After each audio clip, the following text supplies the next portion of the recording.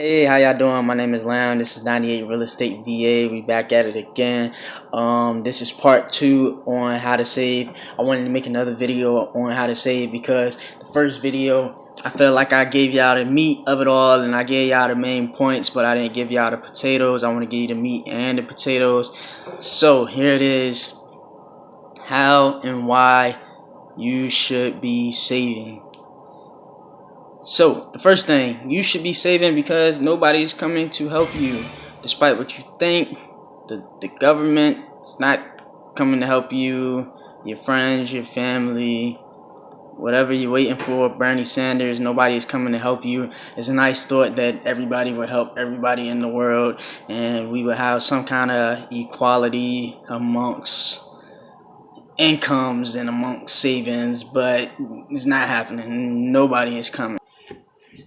Number two, like I said in the previous video, personal finance, 80% of it is personal, 20% is the finance. So you have to get in that right mindset, that right mind space.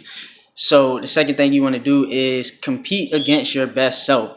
That's really what you want to do, and you want to give all you can give and be the best person you can be. So when you're thinking about saving and you're thinking about spending money, you always want to compete against your best self and say, hey, am I spending as much money as I should? My best self, would my best self spend this much money, or would my best self save a little bit more money? You don't want to compare yourself to other people. You can use them as a guide. People are going to save more than you. People are going to spend more than you, just based off of incomes, lifestyles, and what their goals are. So you don't want to compare yourself to other people.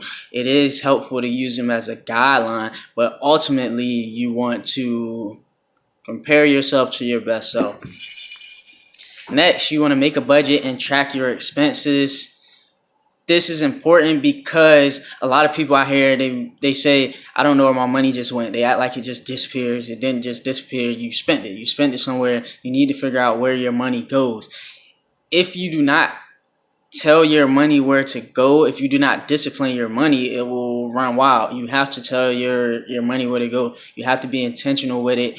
You can't just expect you can't expect your money to know what to do. You have to give it an assignment. You have to purposely do that, and you do that with making a budget. And basically what you do when you make a budget is you put your take-home pay at the top of the page and you just minus out all your expenses until you get to zero, and every category should be accounted for. Let's say at the end you do your budget and you have $100 left over. Then you did not do your budget right. That's not how a budget works. There's other strategies to do a budget, but as far as I'm concerned, that's not how a budget works. A budget, you don't just have $100 of free money because it will go poof.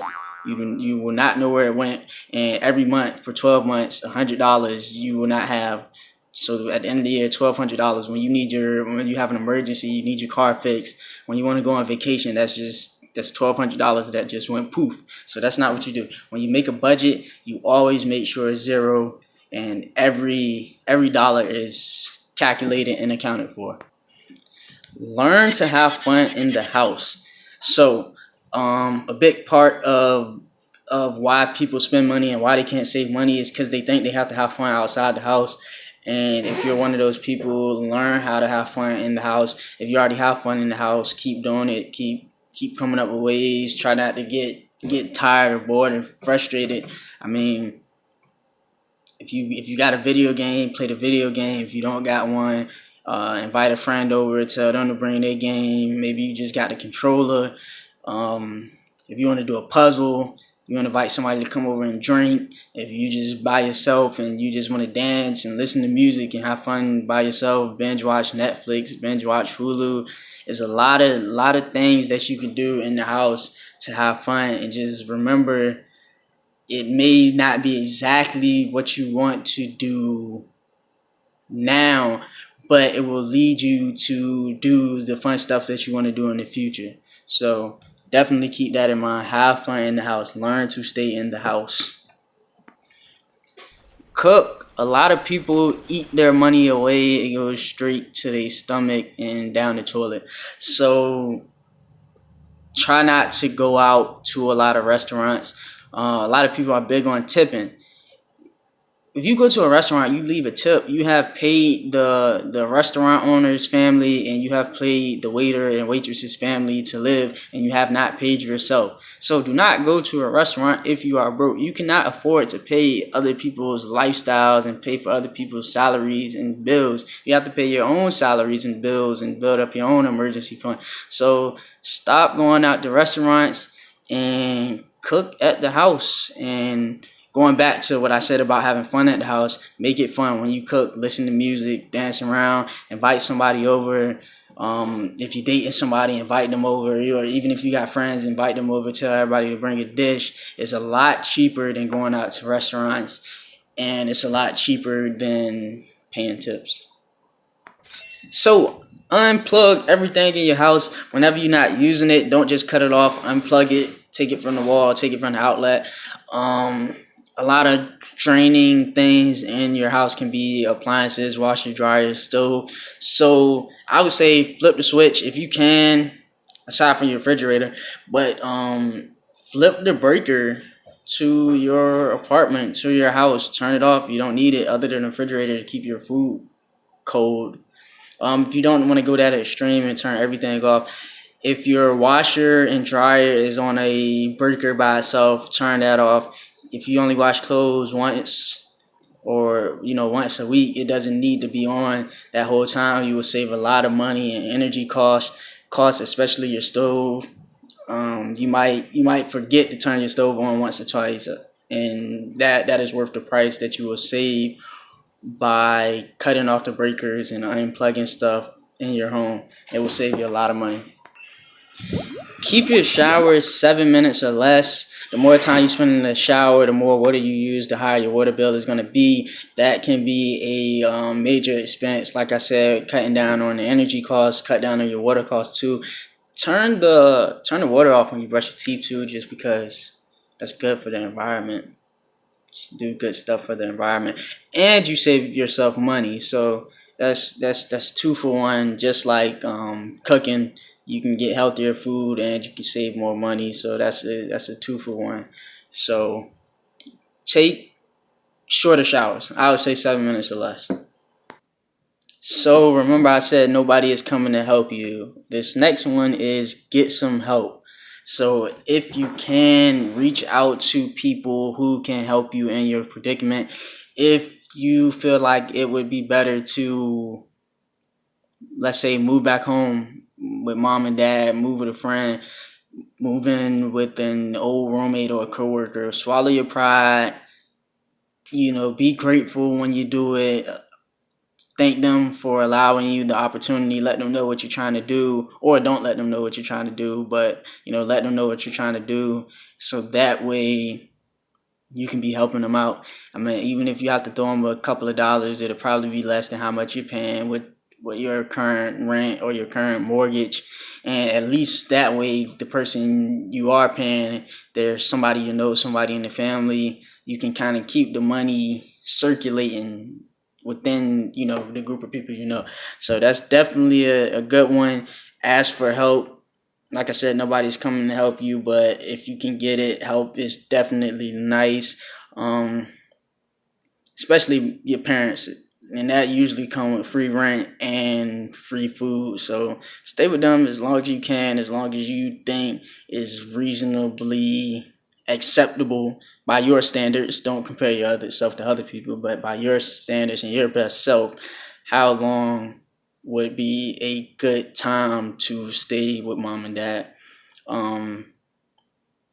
Get help with childcare.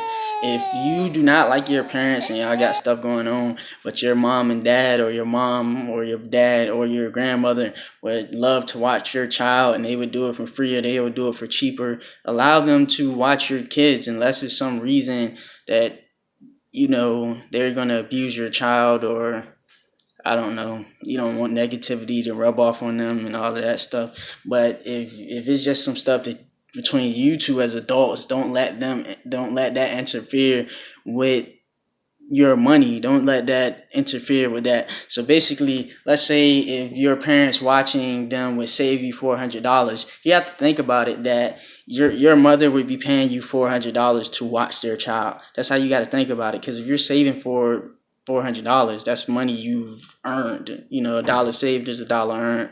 So definitely get help where you can. Don't accept being broke and stop making excuses. That's the last two that I want to say. So many people in this country are financially unstable or not where they want to be at financially. And it's not because they don't have the opportunity, it's because they don't save. And people have normalized that. People have normalized debt. People have normalized not budgeting. People have normalized car payments. It's not normal. I think it's weird. People think I'm weird. I think it's weird. It's not normal. It's not okay. You're not supposed to be broke and miserable and paying somebody else's bills. I mean, if you're happy with your lifestyle, that's fine. But if you're spending all this money, you're living this way, you're buying this, you're buying that, you're in that, and you're still unhappy, like, what are you getting from this? You're not getting the happiness and you're not keeping the money. So go against the grain, go against the normal, stop making excuses, and don't accept being broke. Just because everybody around you is broke doesn't mean you have to be broke. Like I read on Facebook today, the water outside the boat doesn't sink in. It's the water that gets in. Do not let people corrupt you. Do not let people influence you in that type of way. So don't accept being broke and stop making excuses. Excuses like, oh, I should have learned this in high school. Oh, I wish my parents would have taught me this. Well, you've grown now. You got to teach your own self. You gotta do what you gotta do to survive. And like I say all the time, most of the stuff that we learned in high school, you don't remember that anyway. And your financial situation in high school is different from when you were in college. And it's different from when you get a job. So you have to constantly relearn and reevaluate and get continual training on this stuff anyway. So even if you did learn in high school, I learned this stuff in high school. We had personal finance. I paid attention. A lot of people didn't, but I had to update myself on different practices as I got different bills and different expenses, different budgets, higher paying jobs. So definitely don't make excuses for what you didn't learn as a child. You grown now. We got the internet. We got so many free sources, YouTube, the internet, and teach yourself. At this point in time, if you're not on it, if you're not saving, I don't want to hear it. You're not gonna get no sympathy from me. Don't try to pass the buck on other people. Thanks for watching. Thanks for watching. This is 98 Real Estate VA.